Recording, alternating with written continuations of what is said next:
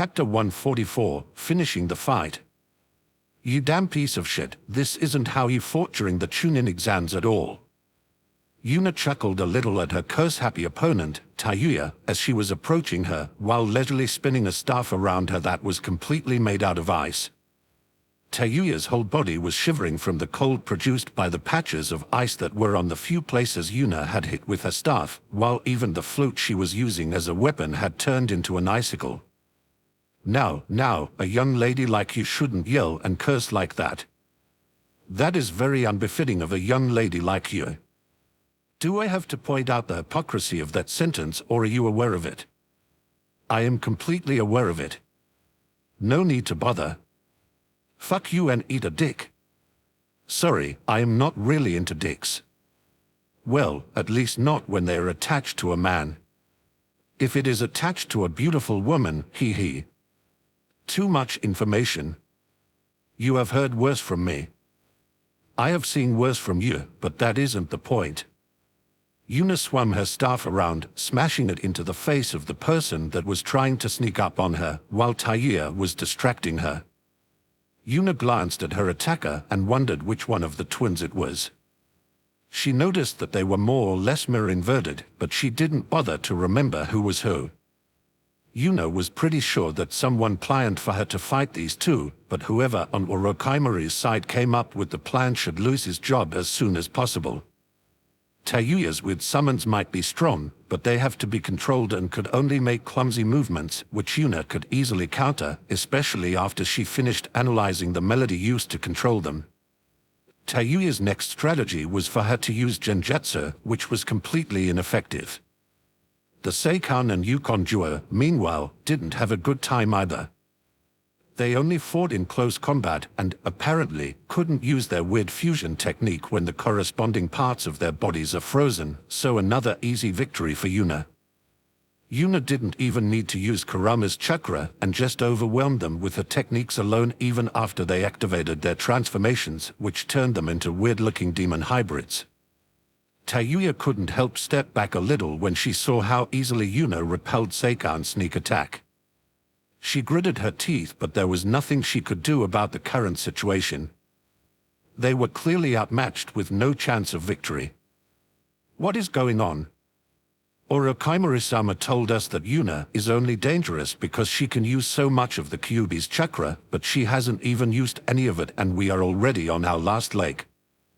The seal that Orochimaru-sama gave us that would suppress the Kyuubi's chakra was completely useless. She was supposed to lose herself in battle and get reckless.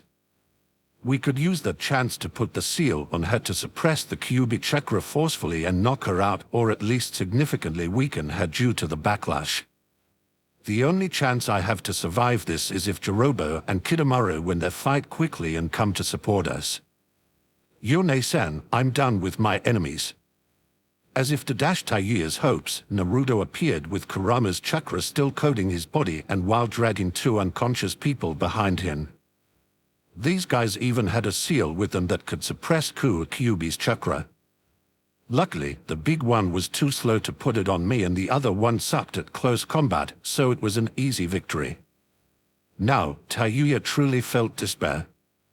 She was fully aware that Orochimaru would only be fighting to distract Jiraiya long enough for them to capture Yuna, but that plan already went out of the window. They had lost, and even if they somehow managed to escape, Orochimaru wouldn't show them any mercy for their failure.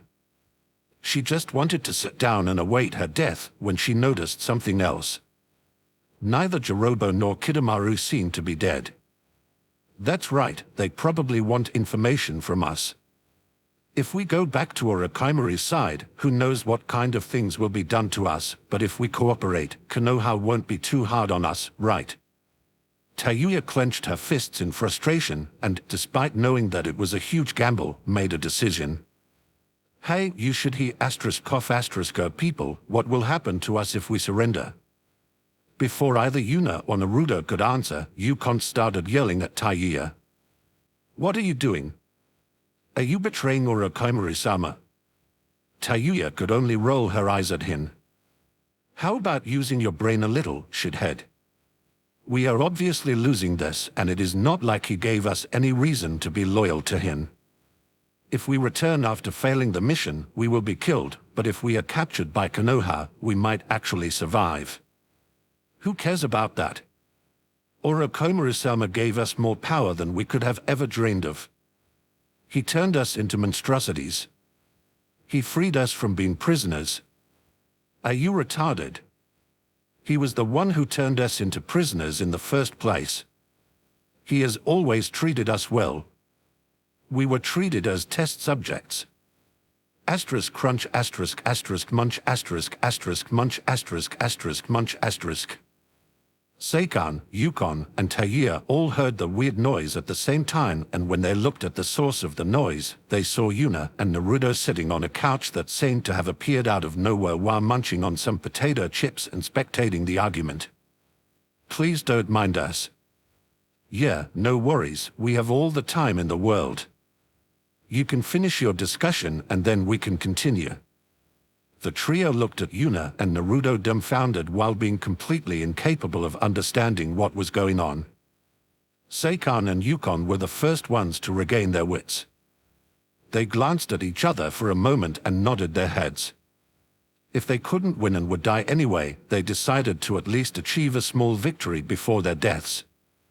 Seikan charged at Taiya with a kunai in his hand, while Yukon did the same for the unconscious Kidomaru and Jiroba. Taiya's eyes widened in surprise when she realized what Seikan and Yukon wanted to do, but it was already too late to dodge the strike. Just when her throat was about to be cut, a red and blue blur appeared next to her, and before she could understand the situation, Seikan's head was smashed into the ground by a foot, which caused him to lose consciousness.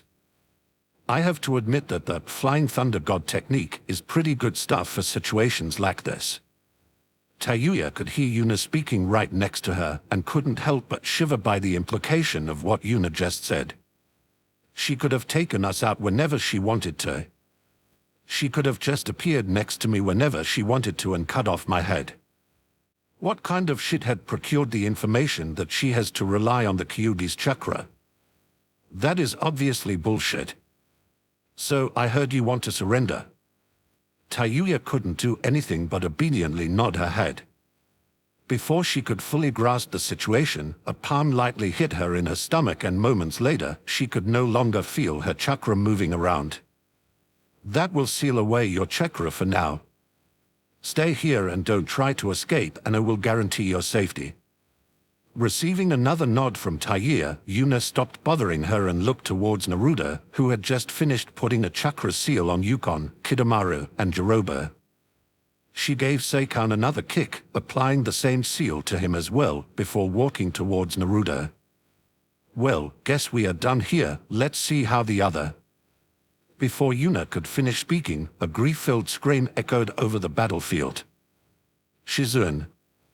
Yuna clicked her tongue in annoyance and quickly made her way towards where Shizune was supposed to be fighting Kabuto. How the hell did Shizune manage to get herself in danger? She should be much stronger than Kabuto from what I could say. Did Orochimaru ambush her or something? Sigh, so troublesome. This will mess up Tsunade's mental health even further. Or maybe it could actually improve it. If Shizune is actually heavily wounded and Tsunade manages to heal her, she might actually be able to push her demons back a little. Oh well, let's see where this goes. Chapter 145, Getting a Little Angry. A few moments later, Yuna and Naruto appeared where Shizune has been fighting before. Yuna noticed that a huge toad and an equally huge snake were fighting in the background, but decided to ignore that for now. She had seen Naruto's toad summon during the Chunin exam, so she didn't need to ponder long about where the toad came from, while the same was true for the snake. Yuna looked around and could guess what happened rather quickly. Shizune was lame on the ground and seemed to be unconscious, while Tsunade was kneeling next to her. Her whole body was shaking, while her eyes, which were looking at her bloody hands, were filled with fear and despair. Kabuto, meanwhile, was standing nearby and was too busy looking smug and boasting to finish Tsunade and Shizune off. Yuna quickly appeared next to Shizune and Tsunade and started to focus her senses on Shizune. Her heart rhythm is unsteady. Guess that Kabuto guy has a method to directly attack the heart or something like that. Unfortunately, I can't use medical jutsu due to my chakra being mixed with Kurama's, while Naruto has the same problem, so the only one who can heal her is Tsunade, who is still incapable of moving. Aren't you forgetting about something? Yuna noticed that Kabuto was trying to sneak attack her, but didn't bother about it. Just when Kabuto's palm that was glowing with chakra was about to land on her back, Naruto's foot kicked him in the face, sending him flying. Naruto, go play with him for a while, I will see what I can do here. Sure, Ne-san. Naruto was slightly surprised when he looked at Kabuto and noticed that he had barely taken any damage from his attack. Oh? Either your skin is much thicker than I thought it would be, or you have some crazy regeneration power. Naruto, huh? The inferior twin. Do you really think you have a chance against me? Naruto tilted his head in confusion at that nickname. Inferior twin. That's the first time I heard that nickname. I don't appreciate random people like you giving me a nickname, you know. Isn't it true, though? After all, so far you have always been standing in your sister's shadow. No matter what you do, you are inferior to her, isn't that right? Naruto got even more confused when he heard that, but after a few moments, he widened his eyes in understanding, while hitting his open hand with his fist. Now I know why you suddenly decided to tell me a story. You think you could provoke me? Sorry, but you have to try better. Besides, I easily crushed Ne-san in a ramen eating competition, so there is that. Knowing you, you would have probably started training to eat a lot of ramen more seriously than anything else you have ever trained in if you lost that one. Damn straight. Maybe Yuna can swap me around with the other me for some reason. I feel like this is a bad idea. Yuna, meanwhile, wasn't entirely sure what to do with the situation in front of her. Tsunade wouldn't react to being called at all, so Yuna decided to go for another approach. Slap.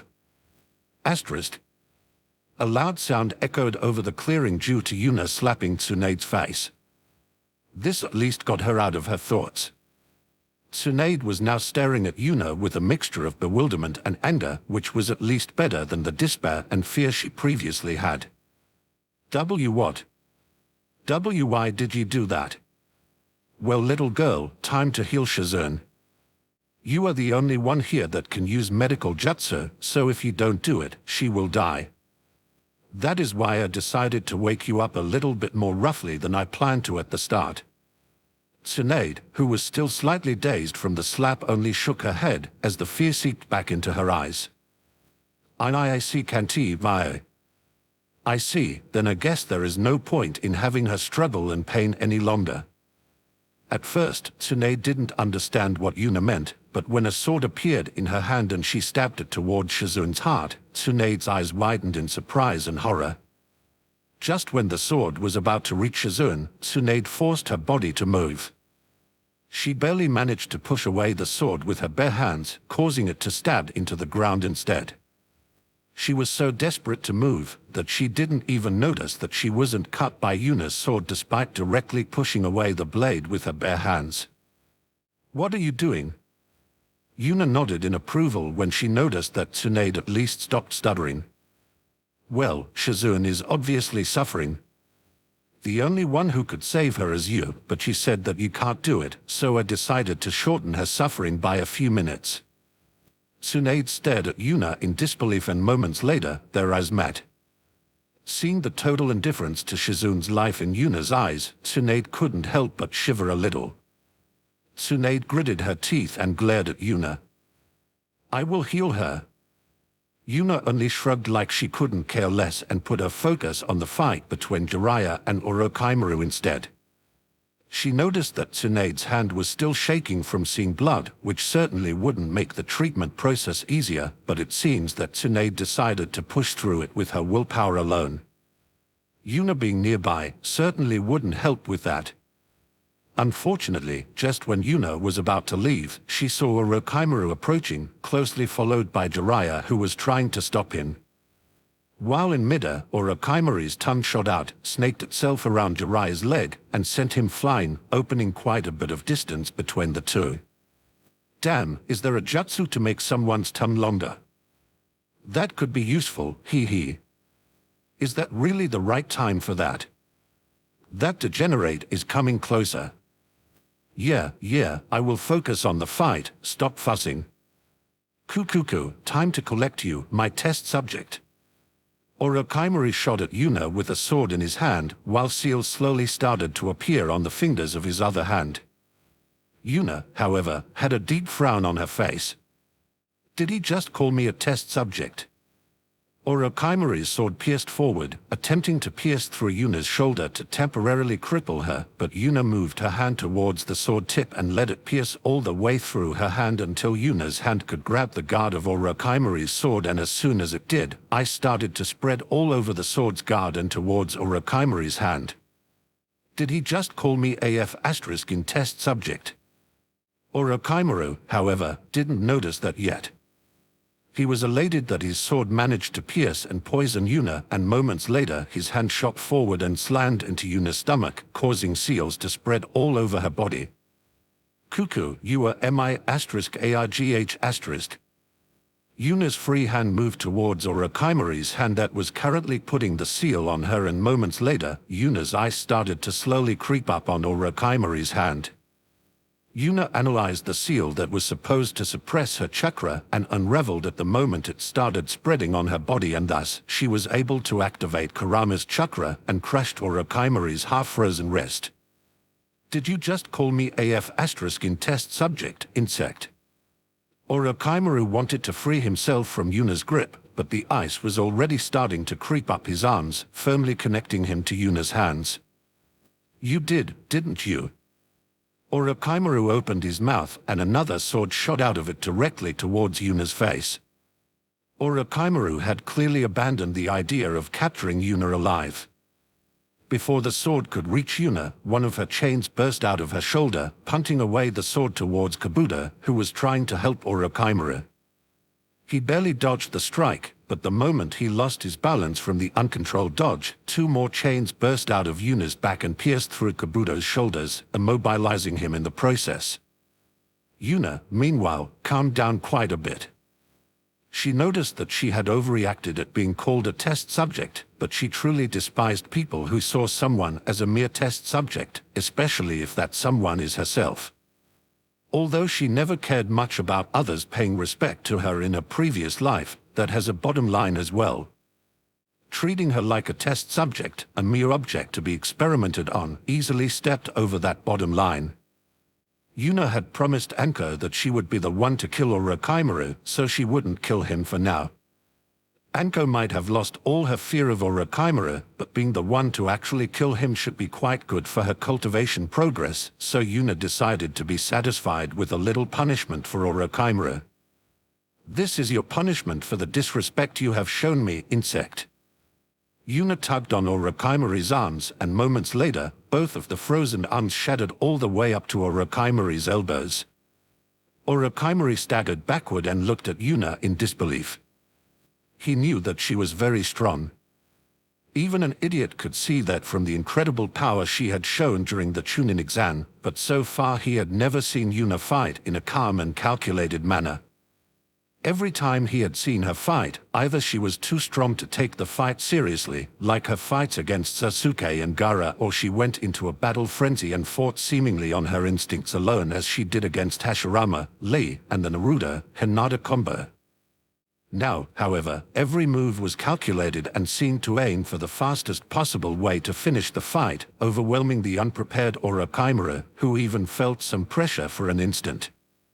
If Yuna and Orochimaru had a proper one-on-one fight, things wouldn't have been this one-sided, but unfortunately for Orochimaru, he vastly underestimated his opponent, something powerful individuals seemed to do rather frequently.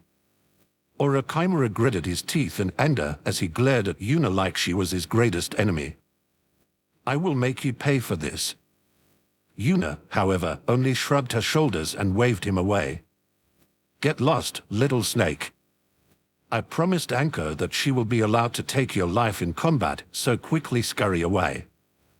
Moments later, Jiraiya and Naruto appeared next to Yuna, and although Jiraiya was slightly dumbfounded at how easily Yuna repelled Orochimaru, he would ask about that after they defeated Orochimaru. Yuna could only shake her head after seeing Jiraiya's so-called resolve. It was obvious that he didn't want to kill Orochimaru at all, and as she expected, Jiraiya didn't move at all despite Orochimaru slowly sinking into the ground to escape the battlefield. Yuna glanced at Tsunade and Shizune and noticed that Shizune's breathing seemed to have stabilized, which was a good sign. Tsunade was still shaking from having blood on her, but Yuna noticed that it wasn't as extreme as it was previously. Tsunade was currently in the progress of slowly wiping away the blood from her body with shaking hands, which was already good progress. Mission success, I guess. I really hope nothing else happens on our way back. Did you just purposely raise a flag? Hee, I have no idea what you are talking about. Chapter 146, Making an Enemy for Life. Are you insane? You almost killed Shizune. Yuna couldn't help but chuckle a little at the enraged Tsunade, who was pointing her finger at her while making accusations. Well, yes, no, I was not about to kill her. You were about to pierce a sword through her heart. Yuna rolled her eyes, and moments later, a small dagger appeared in her hand.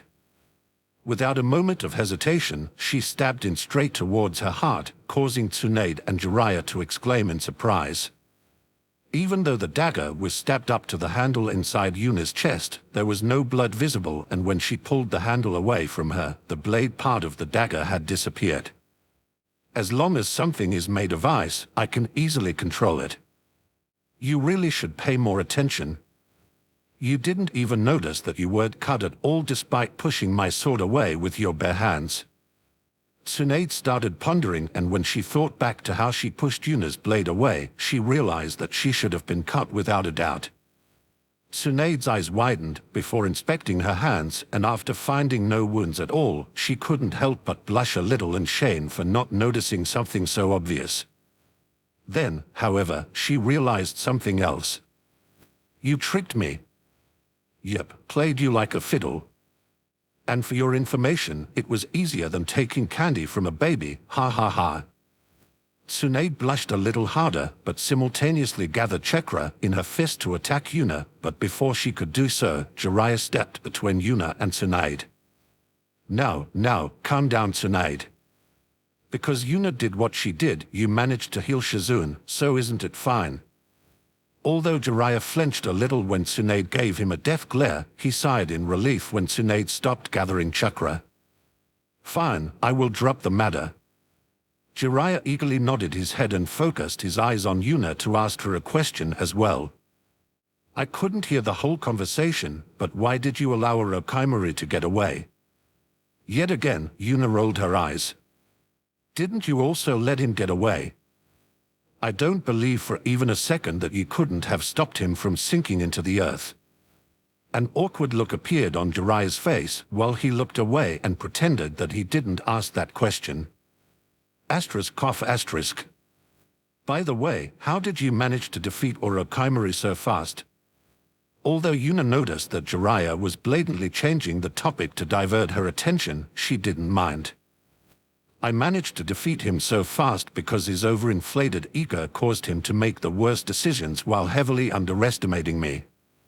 He thought the poison on his sword would affect me, which it didn't, because I simply froze at the moment it tried to enter my body, rendering it useless. This made it possible for me to trap his first arm without him even noticing it, since he was absolutely certain that I could no longer use the hand that caught his sword. Next, he actually tried to use seals on me, which is the height of stupidity. He might have managed to Frankenstein a few powerful seals together, but he clearly did so by throwing shit at a wall to see what sticks and what doesn't. The moment his seal activated, he thought he had won, and in that very moment, when he let his guard down, I counterattacked him mercilessly. Jiraiya couldn't help but be slightly dumbfounded by that explanation. After all, most battle reports about Yuna explain in great detail that she goes into a complete frenzy when fighting strong people. Now that he thought about it some more, however, he realized that her first encounter with Orochimaru was rather similar to this one. Swift, calculated, and merciless. I see. Now that I think about it again, the first time she acted like this was against Orochimaru, who, very likely, was the first enemy she deemed dangerous for her, while her other fights were always against people who were much weaker than her, which caused her to only play around with her opponents or against people who could actually challenge her but were allies or even her own family. There is, however, an exception. I heard that she let loose in the fight against the first as well. Maybe due to the Kyuubi. Although Sensei was busy with Orochimaru, he still witnessed the Kyuubi actually speaking through Yuna. Does Minado's seal even allow for stuff like that to happen? I just read over what happened and didn't put too much thought into it, but didn't the Kyuubi call Yuna by her first name as well? There is definitely something going on. Now that I think about it properly, her and Naruto being able to use 3 taels worth of chakra is also pretty weird. Did Minado's seal really allow this much of Kyuubi's chakra to leak out at such a young age? Maybe she loosened the seal herself. I need to question her about this as soon as I find a good moment. Just when Jiraiya was about to open his mouth, a loud smack echoed over the clearing, and moments later, a person with grey hair crash-landed face-first a few meters away from him. Naruto appeared next to the downed person with his hands casually held behind his head and a pout on his face. "Nei-san, you said I could play with him, but you damaged him with your chains." Yuna only shrugged her shoulder. "Well, Naruto, you didn't control him properly and he tried to attack me, so that isn't really my fault. You should pay more attention to your toys. Who are you calling **bang**? Kabuto wanted to scream out his grievances, but the moment he did so, Naruto kicked him against the head, knocking him out instantly. Jiraiya and Tsunade couldn't help but be a little surprised by Naruto's ruthlessness. After all, he appears to be incredibly innocent and always radiated happiness. They didn't think he would be capable of knocking someone out like that without a moment of hesitation. "Fine, Nei-san, but you have to give me an additional Ramende as compensation." One of Yuna's eyebrows rose while looking at Naruto, who was still smiling innocently at her. He was actually aiming for that, huh? I don't think a lot of people would even notice the scheme, especially when they are being looked at by Naruto's innocent-looking eyes. Too bad for him that I can easily notice that he is getting more and more nervous while being stared down by me. Okay, wish granted. Yes. Didn't you say that you saw through it? What happened to that? What can I say, Kurama? The mind is willing, but the body is weak. Weak to Naruto's cuteness, that is. Dan doting grandma. Orochimaru, meanwhile, managed to reach one of his bases while he was cursing Yuna again and again. He had never felt this humiliated in his whole life. I will kill her.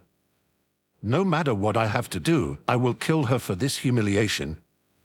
Orochimaru looked at his 2 stumps that used to be his arms, and a disdainful sneer appeared on his face.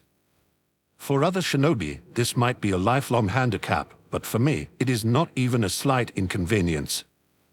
Orochimaru's mouth opened far wider than what should be possible, and moments later a perfect copy of himself emerged out of it. Unlike his current form, however, this copy looked like the original Orochimaru and had both of his arms fully attached to him.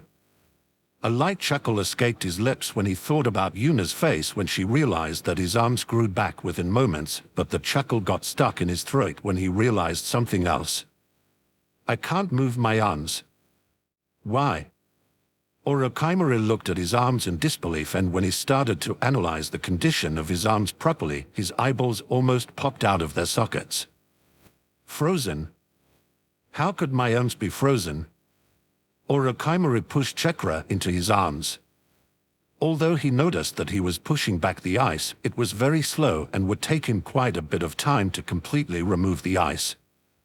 His anger exploded and his chakra and killing intent flooded the whole base. Moments later, a hatred-filled roar echoed through the whole base. "I will definitely kill you, Yuna Uzumaki." Chapter 147, Re-educating Taiuya. 3 of the 4 sound shinobi that Yuna and Naruto beat was still unconscious while Taiuya was currently glaring daggers at what was happening in front of her. What kind of bullshit is this?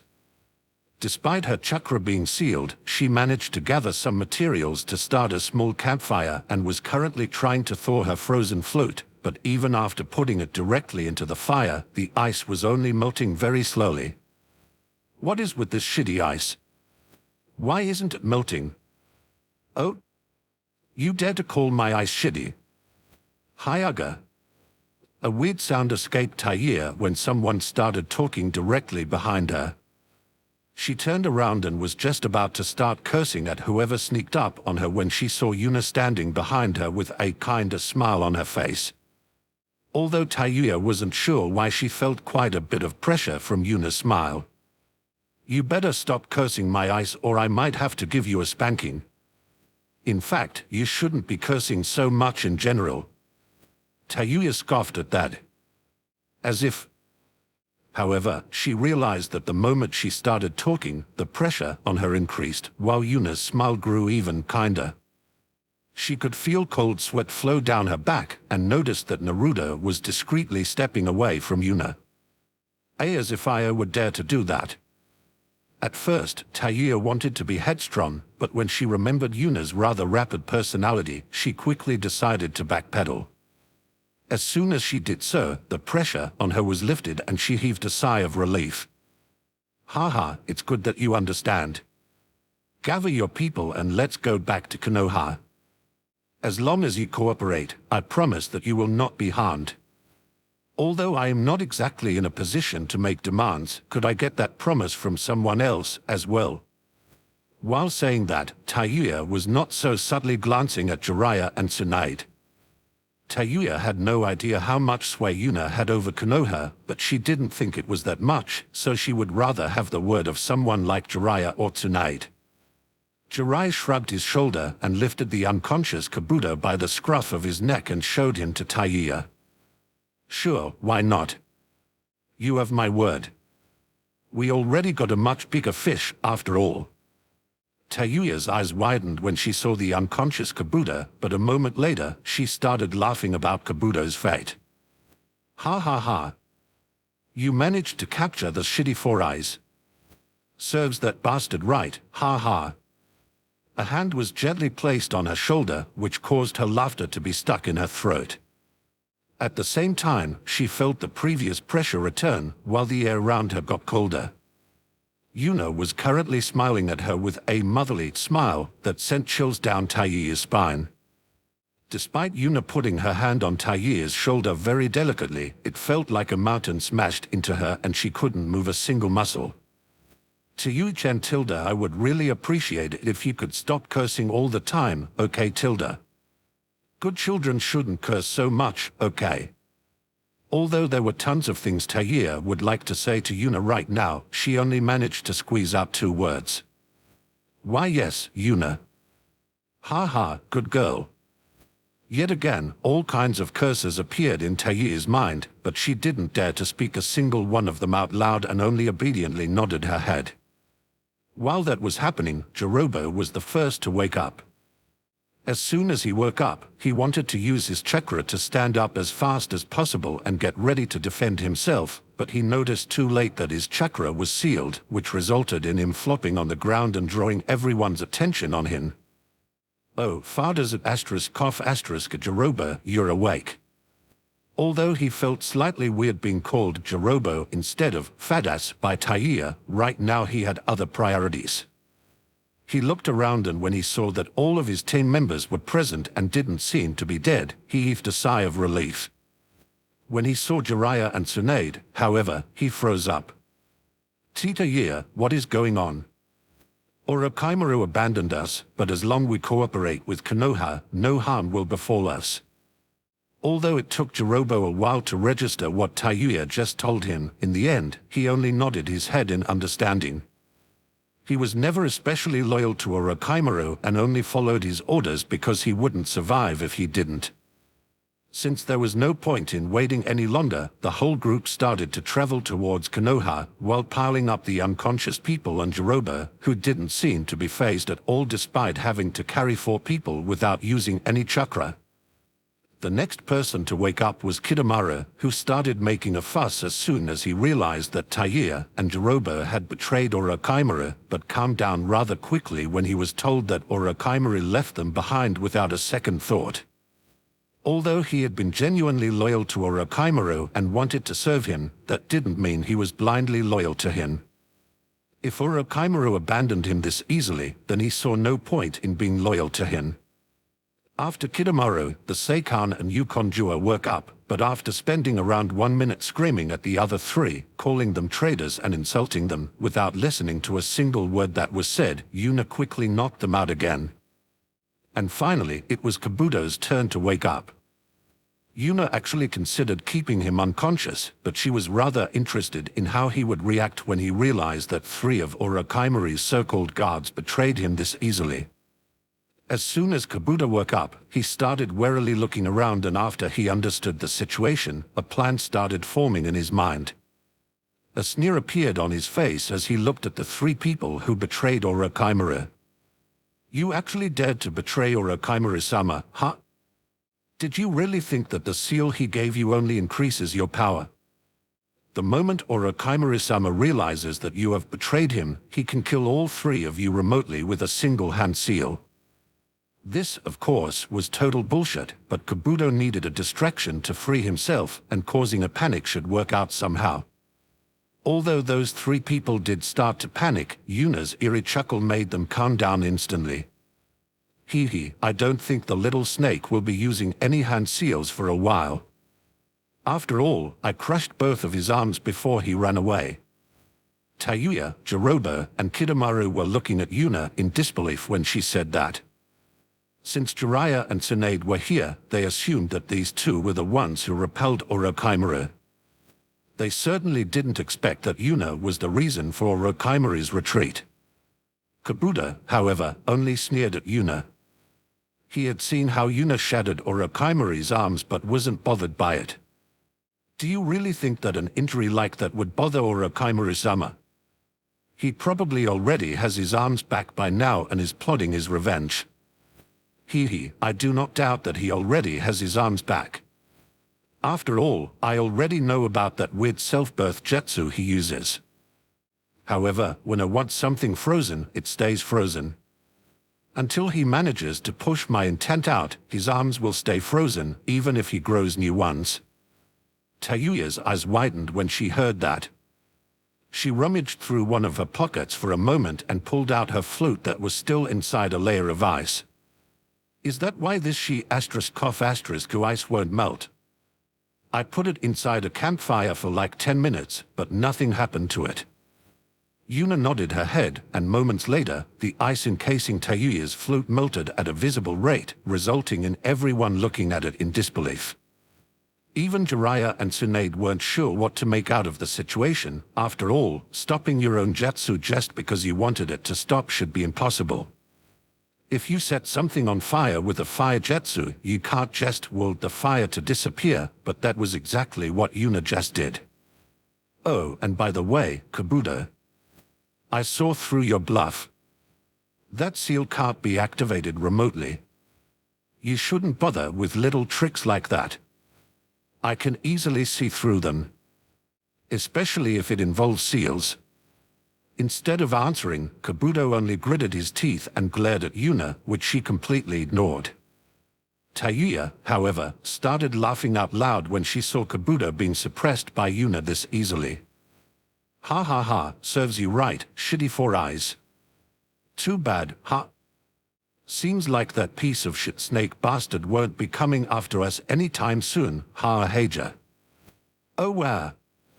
The atmosphere turned cold as Yuna grabbed Taiya's shoulder with her hand, causing Taiya to panic.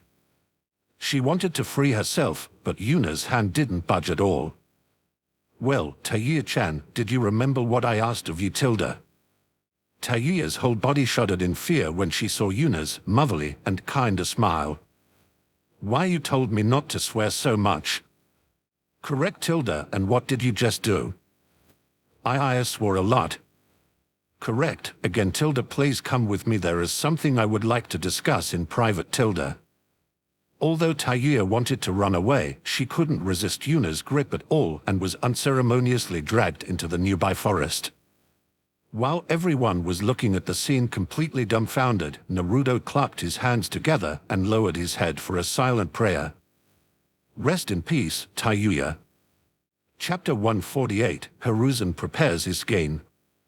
A few minutes later, Yuna came out of the forest with a satisfied smile on her face, while Tayuya was meekly walking behind her. Although Naruto and Kidomaru wanted to tease her and ask what had happened, both of them felt some pressure oozing out of Yuna when they were about to say something, so they quickly shut their mouths. Considering Tayuya decided to spend their breaks standing instead of sitting down, there was no need for further questioning anyway. Since the group had some prisoners with them that couldn't travel at a shinobi's pace, it took them about a week to return to Konoha.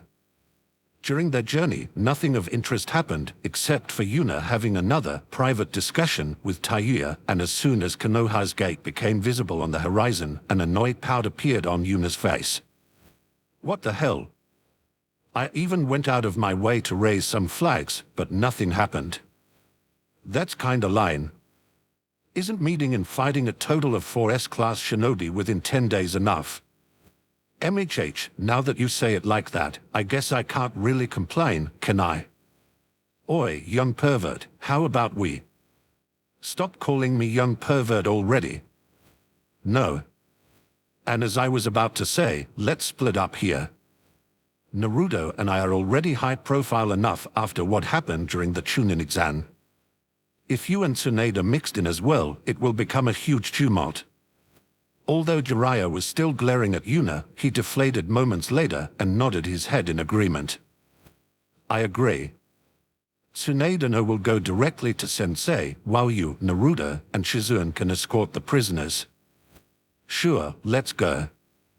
While Tayuya, Kidomaru, and Jirobo were obediently following Yuna, Kabuto, Seikan, and Yukon were unwilling to do so. In their 1 week of traveling, Kabuto spent almost all his time analyzing the seal Yuna put on him, and he was just one step away from finally breaking it. He felt like he only needed a few more minutes to do so. Although Kabuto had hoped that Orochimaru would intercept the group and save him, that no longer seemed possible, so he could only rely on his own abilities to free himself. There was, however, a vast difference between freeing himself inside Konoha and freeing himself outside of it, so he had to hurry up to make it in time. Seikan and Yukon, on the other hand, had no idea what they were supposed to do. The only idea they had was to try using their fusion jutsu, but as soon as that failed, they were out of ideas. They could only accept their fates and see what will happen. Just when Kabuto was about to walk through Konoha's gate, a slight crack was heard, and moments later, a gleeful expression appeared on Kabuto's face. He managed to get rid of the seal before he was too deep inside Konoha, and Jiraiya and Tsunade had already left to meet their sensei. This was the perfect chance for him to run away. He turned around and started to circulate his chakra, but as soon as he did so, the supposed destroyed seal on his stomach started glowing, while massive amounts of seals started spreading all over Kabuto's body, and not even 1 second later, he fell on the ground, while no longer being able to move a single finger. Oh. Good job, Kabuto. You actually managed to unravel the first layer of my seal. Not bad at all. 2 more to go and you are free. Time is a little tight considering we are almost at our destination, but good luck anyway. If Kabuto's glare could kill, Yuna would have probably died a few hundred times during their journey back to Konoha, but now the intensity of the glare was even higher than it usually was. Yuna, of course, didn't care at all. Haha, what are you trying to do by glaring at me like that? No matter how much you glare at me and hate me, the Sharingan won't come out. Several people around me have already tried that, but so far, it never worked. Pretty sure Ino's father was rather close, though. Ha ha, indeed. While Yuna was provoking Kabuto, Tayuya couldn't help but laugh out loud at Kabuto's misfortune. Ha ha ha, serves you right. Now you are not so smug anymore, are you, shhhhhh, Wolf? While Yuna chuckled lightly and Jiroba, who always reprimanded Tayuya for cursing too much, gave an approving nod, the group started walking towards their destination. Although Yuna wasn't sure what would happen to Kabuto, Seikan and Yukon, she didn't think there would be any problems with the other three. Yuna guessed that they would be handed over to the Uzumaki clan to research the seals they used to transform, but she couldn't be sure about that. Guess I should talk with Anko about this. She should have some sway over what will happen to them. Meanwhile, inside the Hokage office, Hiruzen was cursing again and again at his fate. He had messed up, and the members of the council noticed that he wasn't as weak as he pretended to be, so now it was back to paperwork again. The worst part was that he could no longer perform hand seals, so he could no longer use Yuna's method to solve his problem. Moments later, there was a knock on the door, and after getting Hiruzen's permission, the door opened and one of his ANBU walked in. He walked towards the middle of the room, and when he reached it, he immediately kneeled down. Hokage-sama, I have something to report. Jirai-sama and Tsunade-sama have arrived in Konoha and should be here any minute now. When Hiruzen heard that, he abruptly stood up with panic clearly visible on his face. Then what are you still doing here? Quick, quick, get a sickbed in here while I take care of my desk and the other stuff. Nobody is allowed to see you. That's an order, get going, now. Although the poor ANBU had no idea what was going on, he still did what he was ordered to do and quickly scrambled out of the room to get a sickbed from the hospital. Considering he was under the Hokage's direct order, there were quite a few things he didn't have to bother with, so he directly sneaked into the hospital, grabbed one of the free beds, and made his way back to the Hokage office. Hiruzen, meanwhile, quickly activated the seals he had stealthily carved into his desk, and moments later the desk disappeared inside a smoke cloud and turned into a miniature version of his desk, which he quickly hid inside his pocket. He would have liked to do the same with a sickbed, but he had neither the skill nor the time to carve such a complex sealing arrangement into something that wasn't at least as solid as his desk. Next, he slipped out of his Hokage mantle and put on the patient's gown he had prepared for this moment. Although it wasn't easy to put on with only one arm, considering he was a skilled shinobi, that wasn't too much of a problem. After that, he quickly dimmed the windows to make the room look gloomier, and as a final touch, he even took out a fake heart monitor that he had hidden away in one of the multiple secret compartments he had in his office. Moments later, the ANBU returned. When the door to the office opened, the ANBU couldn't help but be startled by how much the room had changed in such a short time. Nonetheless, he walked into the room, but after taking only a few steps, Hiruzen appeared behind him and covered his mouth, while whispering into his ear. You haven't seen anything. You don't know anything. This room was like this the whole time. Put the bed on the ground. You are on paid leave until a new Hokage is selected. Understood? Why yes, Hokage-sama. Good. Dismissed. The confused ANBU quickly made his way out of the room, while Hiruzen couldn't help but chuckle a little. He quickly put the bed next to the fake heart monitor he had already activated and then quickly lay down on the bed while trying to look as sick as possible. I failed to force a bribe or convince. I failed to convince Jiraiya to take the position, but I certainly won't fail with Tsunade. I would rather fight Orochimaru a few more times than spend a single day more fighting with paperwork and dealing with Yuna's, everything. Just you wait, Tsunade, you will leave this room as the Hokage, no matter what I have to do. Chapter 149, The True Reason. As soon as Jiraiya entered Hiruzen's office, he almost face-planted into the ground when he saw what his sensei had prepared to trick Tsunade. The room was dim and gloomy. The only sound that could be heard was the bleeping of a heart monitor and Hiruzen's shallow breathing. A single bed stood in the darkest corner of the room with only the measurements of the heart monitor being visible. Although Jiraiya wasn't a medical expert, he at least knew that, if he were to only judge Hiruzen's condition by the displayed measurements, it wouldn't look great for Hiruzen. Jiraiya didn't believe what he saw for even a second but wasn't stupid enough to say anything to disturb Hiruzen's plan. He did, however, use his signature jutsu that he usually uses for peep, researching to blend into the background to escape Tsunade's inevitable wrath that will descend on Hiruzen after his scheme is seen through. Hiruzen, meanwhile, sharpened his sense to the max to successfully get through the situation with the desired outcome. Time to get serious. This won't be easy at all. The moment Tsunade checks my condition, it's game over, so I have to force the title of Hokage on her before she can do so. It seems that Yuna isn't with them, which is a good thing. I have no idea how she would react in this kind of situation, but I'm pretty sure that she would try to screw as many people over as possible, which would include me as well.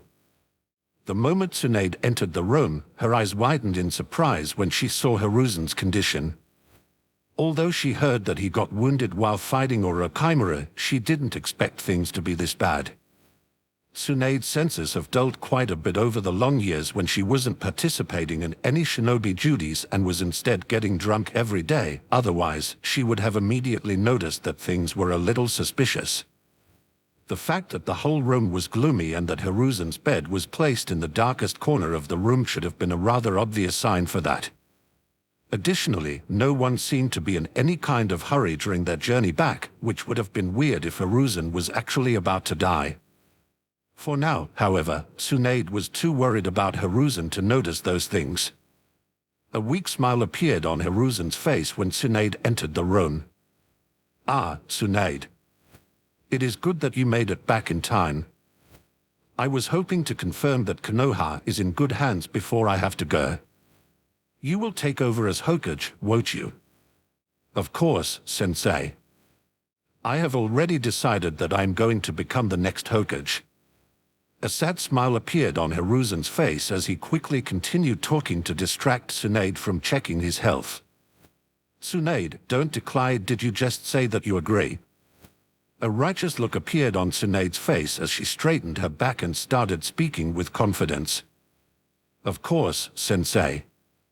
You don't have to worry about anything. I will take over the position of Konoha's next Hokage and will lead the village."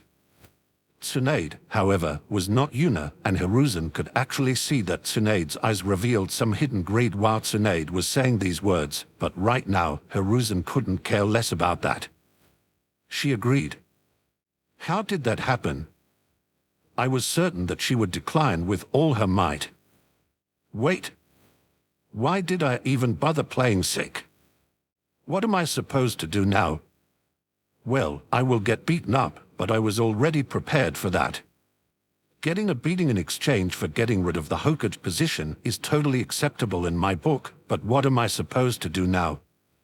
Won't I get beaten without a reason?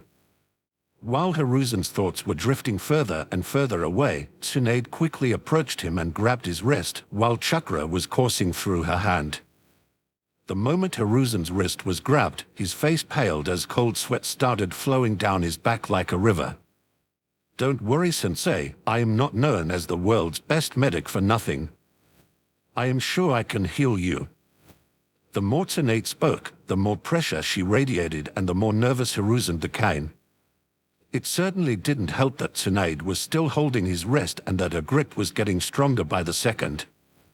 Tsunade, see, calm down. I can EXPL. Sensei. Why yes. Your life isn't actually in danger, is it? And no, it isn't, but Tsunade I. So you tried to trick me, right? And no. Oh yes, Tsunade list on my wrist, you are breaking my wrist. Calm down. I can explain. Fine. Then start explaining, Sensei. Hiruzen heaved a sigh of relief when Tsunade actually stopped crushing his wrist, but considering she was still holding it rather tightly, he knew that he couldn't get out of this.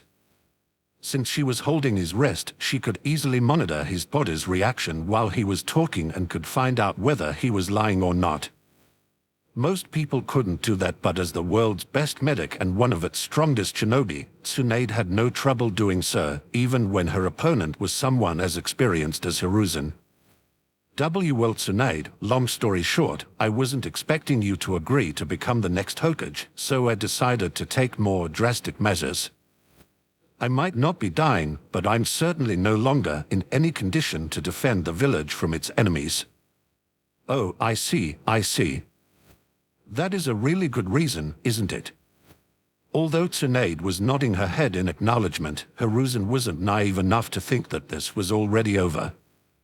So, Sensei. Hiruzen couldn't help but shudder when he heard Tsunade's voice. It contained a weird combination of anger and friendliness that made him feel rather uncomfortable. What is the real reason? An oppressive silence reigned over the room, and the longer it lasted, the more nervous Hiruzen became. He was constantly thinking about what to say but couldn't come up with anything good. He gritted his teeth, and moments later, he finally snapped and yelled out the real reason. It's because I can't stand doing all this F*** paperwork anymore. If I have to asig asterisk boom asterisk asterisk poo-ha asterisk. That's it. Tsunade mercilessly smashed her fist into Hiruzen's stomach, resulting in him expelling his remaining breath and stopping his outburst mid-sentence. Asterisk cough asterisk cough asterisk, please go easy on me, Tsunade, I am not young anymore. Tsunade, however, ignored his pleas while a menacing look appeared on her face. Any last words, Sensei? Jiraiya knew about my condition. I. Sensei. Jiraiya was so shocked by Hiruzen throwing him under the bus like this that he actually raised his voice, which revealed where he was hiding. Haha, if I'm going to be beaten anyway, shouldn't you, as my student, share a bit of the pain? That is for not informing me that Tsunade has accepted the offer. Jiraiya, is that true? Jiraiya subconsciously took a step back when Tsunade's eyes landed on him, while his eyes quickly scanned the room to find a solution. Right now, he was the closest to the door, so there was actually a good chance that he could run away from Tsunade. But would his dignity really allow him to do something so shameful? Now, Tsunade, no need to get angry. Although I knew about Sensei's condition, I didn't know he would try to trick you like this, and additionally, bye-bye, see you later. Of course it would. He would easily do something this shameful. Before Tsunade could digest Jiraiya's first argument, he had already turned around and raced out of the door, leaving a dumbfounded Hiruzen and Tsunade behind. A while later, Tsunade left the room to hunt down Jiraiya, and although Hiruzen's whole body hurt, it was not something that 1 or 2 days of rest couldn't heal. Just as planned. No matter how angry she gets, she wouldn't deal any heavy blows to her sensei. Especially not if she has Jiraiya as an additional target for her wrath. Sorry Jiraiya, I will come up with some way to compensate you for your sacrifice. Hiruzen leaned back on the sickbed that was still inside his office, and moments later a wide smile appeared on his face. Then he started to chuckle, and moments later, he was laughing loud enough for half the building to hear. Although it took him a while to calm down, he still couldn't erase the happy smile from his face. I can't stand the paperwork anymore. Although that is true, I still managed to conceal the main reason from you, Tsunade. Your old sensei still has some tricks up his sleeves. I hope you enjoy dealing with Yuna from now on. Yet again, loud laughter echoed out of Hiruzen's office. Although no one knew why Hiruzen was in such a good mood, most people thought that he is simply happy that Tsunade was back in Konoha. Chapter 150, The New Uzumaki Clan Compound. While Tsunade was busy hunting down Jiraiya, Yuna and Naruto were leisurely walking towards the Uzumaki compound. They had already handed over their prisoners to Konoha's T&I department, and Yuna had told them about the deal she had made with Tayuya as well. Although Yuna doesn't have any sway over the T&I department, she made a few offhanded remarks that the price of containment seals might or might not increase in the future, so she didn't think they would go back on their word. While walking through the busy streets of Konoha, Yuna could only shake her head at how shameless some people could be. 2 months ago, people would constantly glare at her and whisper all kinds of insults behind her back, but now everyone was all smiles, while a few people even had the nerve to greet her with reverential greetings, Yuna-sama. Well, Naruto seemed to enjoy how everyone was happy to see them, so she wouldn't say anything about it. A short while later, they arrived at the entrance of the Uzumaki compound and Yuna couldn't help but nod in satisfaction when she saw it. The original Senju compound looked rather unappealing in her opinion. Mixes of browns and blacks no matter where you would look. The only thing Yuna found likable about the original Senju compound were the massive trees that grew in different locations inside the compound. Although they were artificially grown by Hashirama Senju, she didn't mind at all. Now, however, the whole thing became much more colorful. A lot of red and yellow and occasionally even some blue, that, Yuna was pretty sure, had something to do with her own hair color. The only things that still retained their old appearance from the original Senju compound were the massive trees and the Senju clan symbols that were carved in quite a few walls. The Uzumaki clan and the Senju clan could be considered as something like relatives, so to honor them, the Senju clan carvings haven't been removed, but plenty of Uzumaki clan symbols have been added all over the place as well. Next, Yuna's eyes landed on the barrier surrounding the whole compound and nodded in approval yet again. The whole thing was actually designed by Naruto. The easier parts were done by Uzumaki clan members, while Yuna and Naruto created the more complex ones. It had a total of 5 layers, with the first one only being used for detection while almost impossible to detect, and the second one being used as a dummy to test the intruder's strength and intentions. Layers 3 to 5 were the ones that were used to repel invaders and were quite the hard nut to crack if you didn't know what you were doing. Chakra drain, physical attacks without chakra, pure chakra attacks, traps, integrated seals, and even a space lock. Kurama had told Yuna that the person who attacked her parents could freely teleport around, so she, naturally, wouldn't neglect something like that and reminded Naruto of it while he was designing the barrier. As soon as Yuna and Naruto approached the entrance of the compound, a happy smile appeared on the faces of the 2 people standing guard. "Welcome back, Yuna-sama, Naruto-sama." "Haha, we are back, Amaya." While Yuna only greeted the 2 with a nod of her head, Naruto seemed to actually know both of them by name and even seemed to be friends with them. There is no way Naruto coincidentally befriended just the 2 people who are standing guard today. I wonder how many Uzumakis he is befriended by now. Considering he knew the first 2 we met out of over 100, it should be quite a lot. Oh well, if that is what he wants to do, I won't stop him. Did anything interesting happen while the 2 of us weren't in Konoha? One of the guards immediately nodded when he heard Yuna's question. Yes, Yuna-sama. Although I don't know all the details, there were a total of 4 attempted break-ins while you weren't here. Oh? That's quite a lot. I assume no one got past the barrier. Both guards stood a little straighter when they heard Yuna question, while their chests swelled in pride. Of course not, Yuna-sama. That's good. Continue your good work. Yes, Yuna-sama. Yuna nodded her head in satisfaction and walked past the duo, closely followed by Naruto, who gave the duo a bright smile while passing through the gate. After a few steps, however, Yuna stopped in her tracks and remembered something else. She turned towards the guards and started speaking again. "Oh, before I forget about it, Tsunade Senju will probably be here soon. Allow her to enter freely.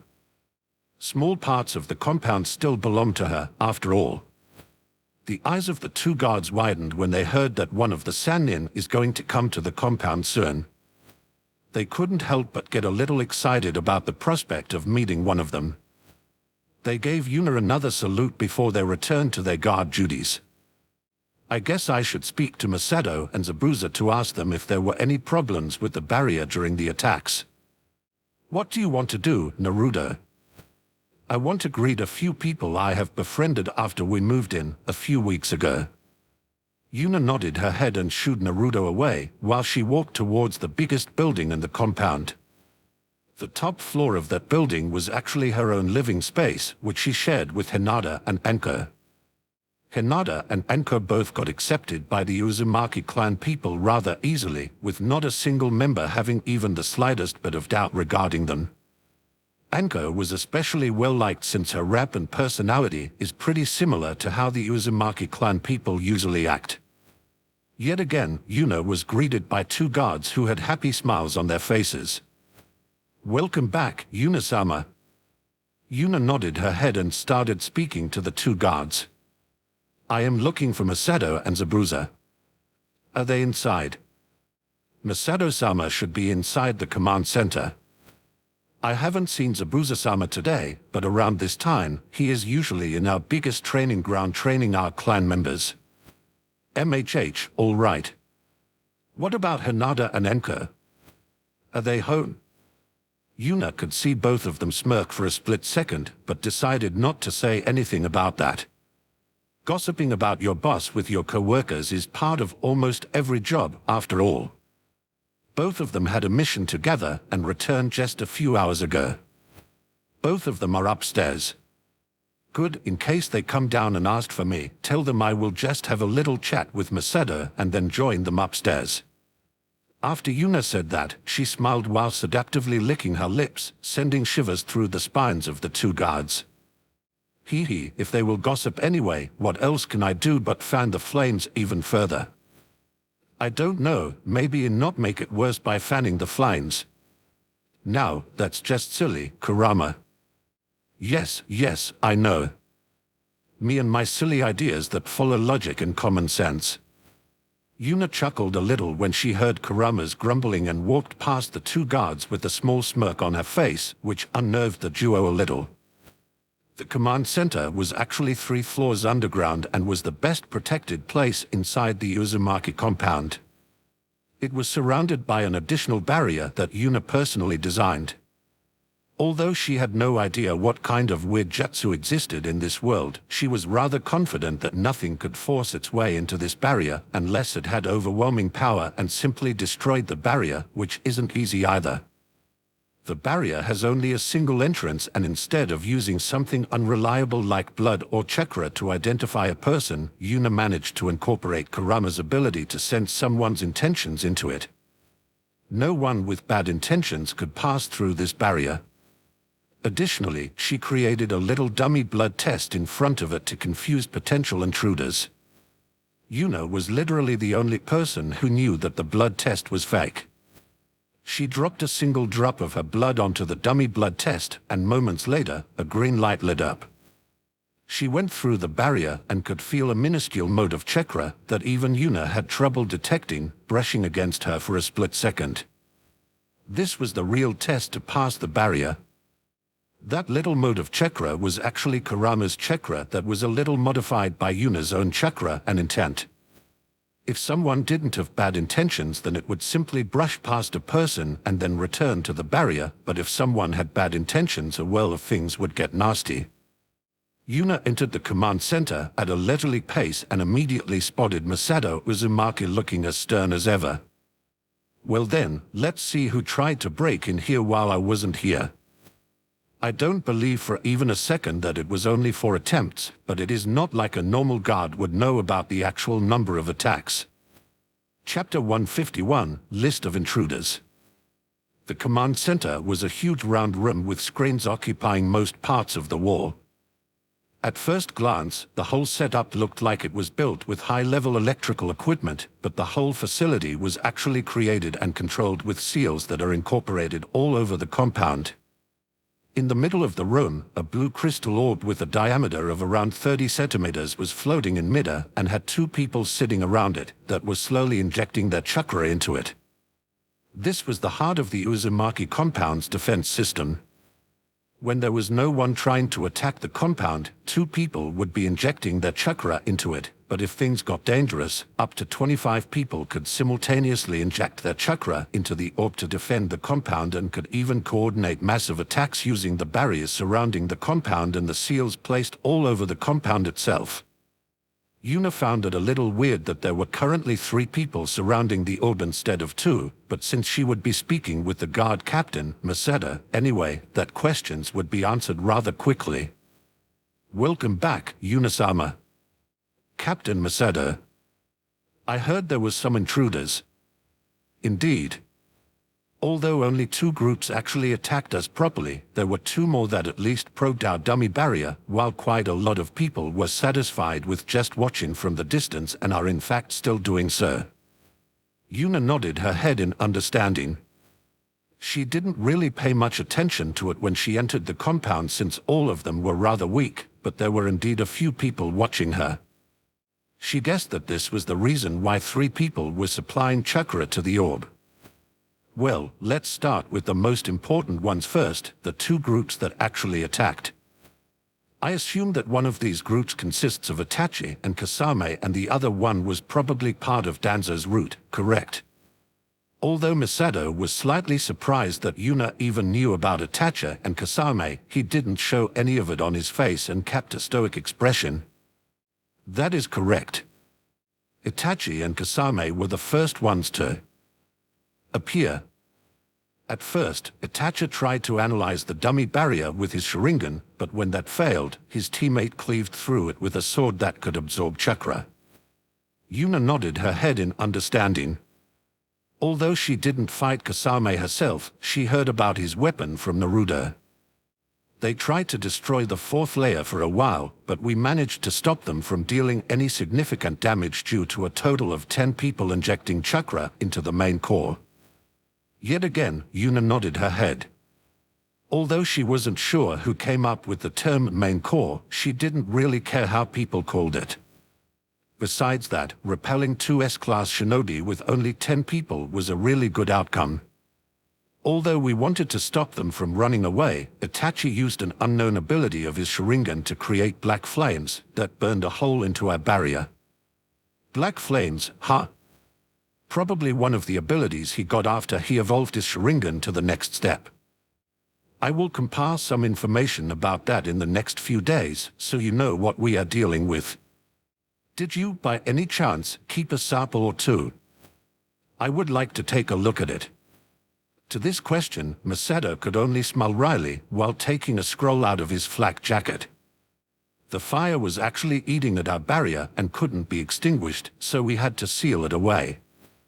After he said that, he tossed the scroll towards Yuna, who caught it with interest shining in her eyes. An inextinguishable flame, huh? I wonder what I can use this for. What about the root puppets? This time, Masato only shrugged his shoulders in indifference. On the first day, they spent quite a bit of time trying to analyze our barrier, and I guess they failed to do so, since the next day they used quite a bit of firepower to break the dummy barrier, got trapped inside the actual barriers, tried to escape, and when they noticed that they couldn't, they committed suicide. It was a total of 10 people. I really wonder how many people he has on his side. We already got rid of 20 so far, and I really hope there isn't much more than that. These small fries are really annoying. What about those that probed the barrier?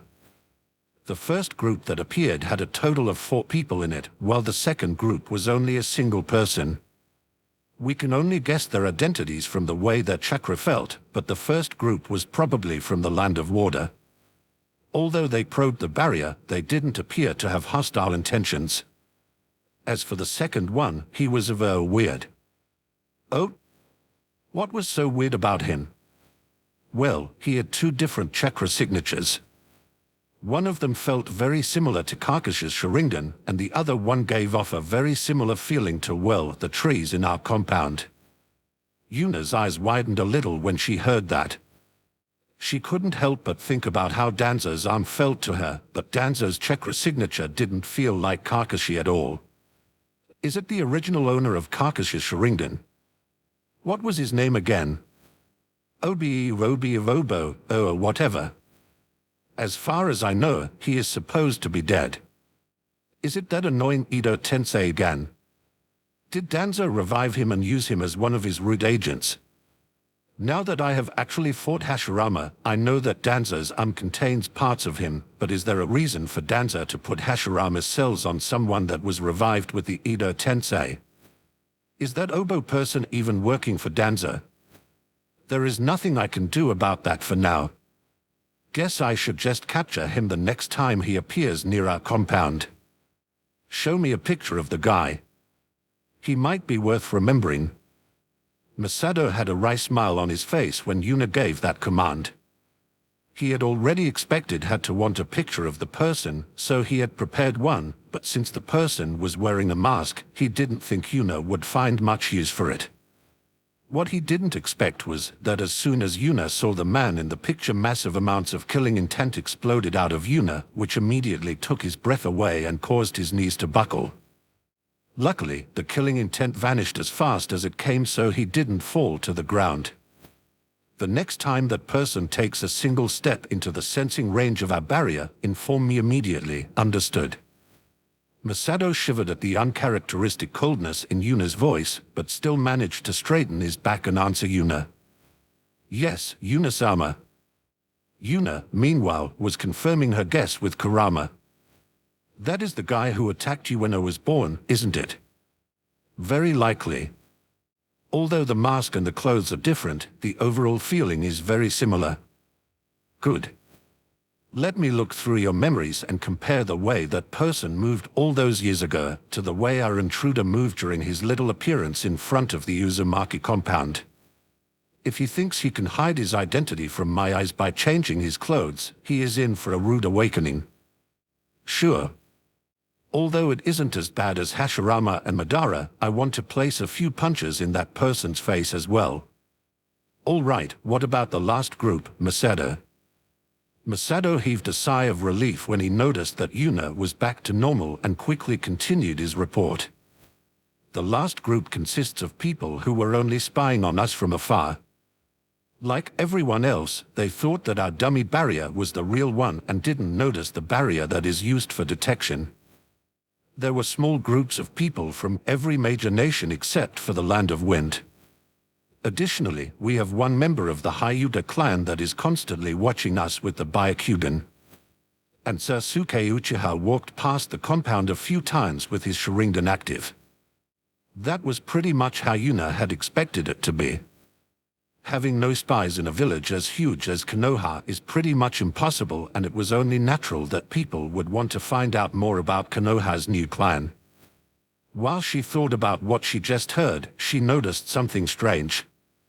You said that every major nation except the Land of Wind has some people watching us.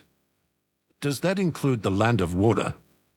Or to be more precise, are the people that are simply observing us the same people that tried to probe our barrier, or are they different people? Although Masato was slightly taken aback by that question, after rifling through a few documents, he had his answer. They are different people, but we assume that both groups are from the Land of Water. In that case, inform me as soon as possible if the people that probed our barrier appear again. I would like to have a word with them. Yes, Yuna-sama. As for the other people that are observing us so seriously, just ignore them. If they want to make contact, that is fine, but I highly doubt that they would do that. Now that I think about it, considering how cohesive the Uzumaki clan is, it will be really hard for others to spy on us. Guess I should prepare someone convenient so outsiders can use that person as a spy. The mantis stalks the cicada, unaware of. Denied. Come on, Kurama. You can't do that to me. Let me say the whole thing. No. Why, Yuna-sama? Are you all right? Yuna woke up from her internal thoughts as soon as she heard Masato's voice and gave him an absent-minded nod. Do you have anything else to report? Although Masato still wasn't sure what just happened, he decided not to bother with it. No, that was everything. Good. Keep up the good work. Yes, Yuna-sama. While Masada went back to his work, Yuna walked towards the exit of the room, while still being slightly absent-minded. She wasn't sure why, but not finishing the whole idiom left her feeling slightly empty. Come on, Kurama. Just once. No. *TSK*. Fine. I will just sneak it in when you aren't paying attention. So, with a little bit of annoyance on her face, Yuna started walking upstairs to meet Hinata and Anka, who she hasn't seen for a few days.